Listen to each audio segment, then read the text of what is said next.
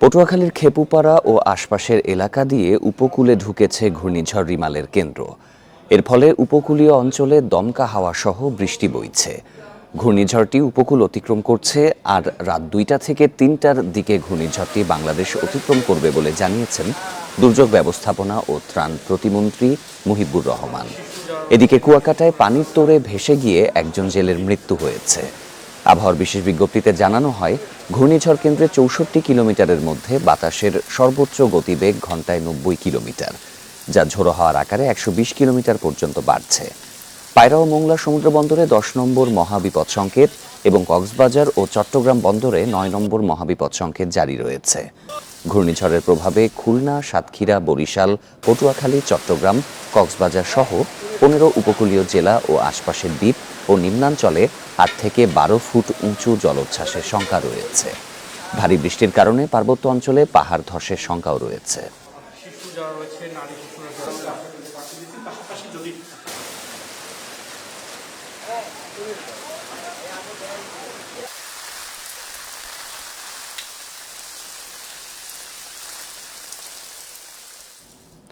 উপকূলীয় এলাকায় রয়েছেন আমাদের সহকর্মীরা, তাদের কাছ থেকে সর্বশেষ তথ্য জানাতে এবার চলে যাচ্ছি সহকর্মী অনিমেষ করের কাছে।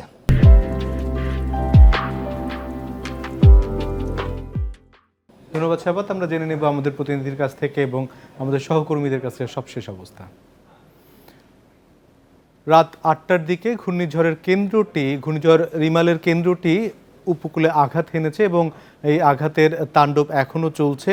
ধারণা করা হচ্ছে যে আরও কয়েক ঘন্টা এটি চলবে এবং মূল কেন্দ্রের আক্রমণের পরেও কিন্তু এই ঝড়ের এই অবস্থাটি রয়ে যাবে এবং আগামীকাল সারাদিনই উপকূল সহ দেশের বিভিন্ন জায়গায় বৃষ্টিপাত হবে বলে আবহাওয়া অফিস জানিয়েছে।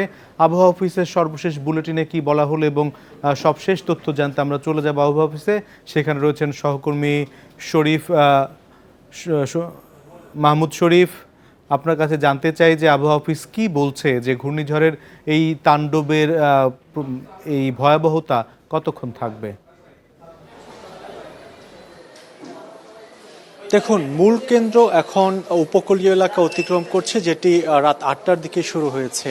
আবহাওয়া অফিসের সবশেষ তথ্য মতে এই মূল কেন্দ্র অতিক্রম যখন করছে তখন বাতাসের গতিবেগ সর্বোচ্চ 100 কিলোমিটার বেগ রেকর্ড করা হয়েছে বা তথ্য পেয়েছে আবহাওয়া অফিস তাদের তথ্য মতে। তবে আমরা যেটি শুনেছিলাম যে 80 থেকে 120 কিলোমিটার গতিবেগ থাকতে পারে বাতাসের গতিবেগ, এখন পর্যন্ত সেটি 100 অতিক্রম করেনি এবং যেহেতু মূল কেন্দ্র এখন অতিক্রম করছে সেখানে বাতাসের গতিবেগ 80 থেকে 100-র মধ্যে আছে, সেক্ষেত্রে ধারণা করা হচ্ছে যে সেটি আসলে আর বাড়ার সম্ভাবনা তেমন নেই। কারণ উপকূলে যখন উঠে যায়, সাগর থেকে যে কোনো ঘূর্ণিঝড় উপকূলে কেন্দ্র উঠে যায় তখন কিন্তু ধীরে ধীরে সেই ঘূর্ণিঝড়ের শক্তি কমতে থাকে এবং উপকূলীয় এলাকায় ভূখণ্ডে যখন সেটি প্রবেশ করে মূল কেন্দ্র 60 থেকে 65 কিলোমিটার এরিয়া জুড়ে যে মূল কেন্দ্র রয়েছে, এই মূল কেন্দ্র কিন্তু বিভিন্ন দিকে ঘুরে যায়। অর্থাৎ সাগরে থাকার সময় নির্ধারিতভাবে বলা গেল যে আসলে কোন এলাকার দিকে আসছে, কিন্তু সেটি যখন উপকূল অতিক্রম শুরু করে তখন কিন্তু আসলে দিক পরিবর্তন করে। এটি শুধু রিমেল নয়, বিভিন্ন ঘূর্ণিঝড়ের ক্ষেত্রে এমনটি আমরা দেখে থাকি এবং শক্তি কমে আসে, ঘূর্ণিঝড়ের শক্তি কমে আসে।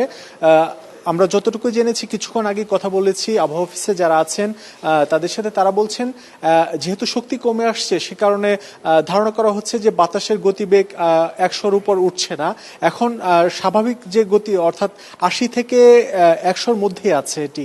আর এতে আসলে ক্ষয়ক্ষতির যে বিষয়টি সেটি তারা ধারণা করছে যে ক্ষয়ক্ষতি হলেও সেটি মাঝারি ধরনের ক্ষয়ক্ষতি হবে, যদিও এটিকে প্রবল ঘূর্ণিঝড় বলা হচ্ছে। কিন্তু যে 8 থেকে 12 ফুট জলোচ্ছ্বাসের আশঙ্কা করা হচ্ছে, সেই জলোচ্ছ্বাসের ব্যাপারে কি আবহাওয়া অফিস নতুন করে কিছু বলছে কিনা, অর্থাৎ 8 থেকে 12 ফুট জলোচ্ছ্বাস হবে কি হবে না সেই ব্যাপারে তারা কি তথ্য দিচ্ছেন?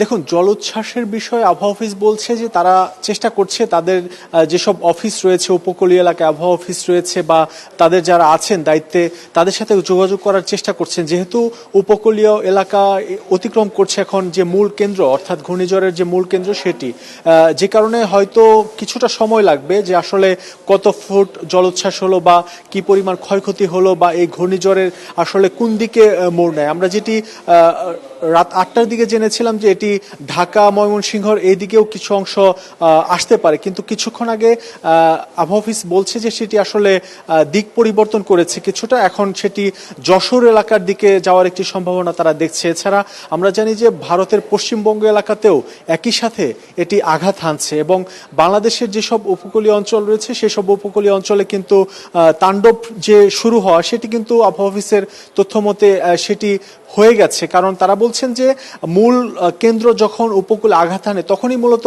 শুরুর দিকে এই ক্ষয়ক্ষতি বা যে ধরনের জলোচ্ছ্বাস হওয়া সেটি হয়ে থাকে, আর ধীরে ধীরে যখন সেটি সময় বাড়তে থাকে ঘূর্ণিঝড়ের তখন কিন্তু সেই শক্তি কমে আসে ধীরে ধীরে। এবং আমরা জানি যে এই দিক পরিবর্তনের কারণে বাতাসের গতিবেগ কিছুটা কমে যায় এবং যখন ঘূর্ণিঝড়ের যে দিক রয়েছে সেই দিকে তার অতিক্রম করার সাথে সাথে বাতাসের গতিবেগ কম থাকে এবং আবহাওয়া অফিস বলছে যে এই যেহেতু কমে গেছে বাতাসের গতি সে কারণে যেটি বলা হচ্ছিল যে এই ঘূর্ণিঝড়টি অনেকখানি আইলার মতন ক্ষয়ক্ষতি হবে অথবা তার সমপরিমাণ ছিল, কিন্তু আইলাতে ছিল 120 কিলোমিটারের মতন ঝড়ের বাতাসের গতিবেগ, কিন্তু এখানে আপনি বলছিলেন যে 100 কিলোমিটার, তার মানে আইলার থেকে একটু কম গতিসম্পন্ন এই ঝড়টি ছিল। মাহমুদ শরীফ, পরবর্তী বুলেটিন দিলে নিশ্চয়ই আপনার সঙ্গে আরও কথা হবে। আপনাকে অনেক ধন্যবাদ আমাদের সাথে থাকবার জন্য।